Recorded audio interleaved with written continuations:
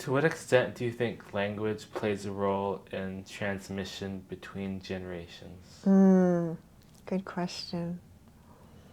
It plays a huge role. And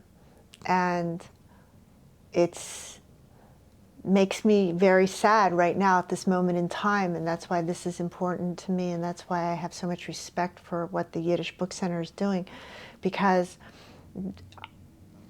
there are things that I say in Yiddish to my children that I can't translate it to them in English. They can't. I try my best, but it explains you.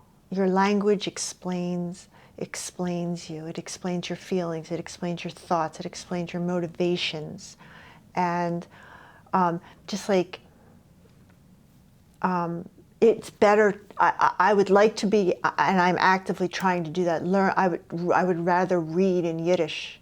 I would rather read in French, because people say things in their native tongue that comes from their soul that they can't explain in their other language. And so it plays a huge role in who I am. When I hold my grandchild who's crying, and I calm him down, and I tell him, Shana Punam, and go, Le Kepi, and I go, ay, ay, ay, ay. I mean, that's not the same as, oh, you good boy, you're a good boy. It's not the same. It's not from the same part of my kishkas.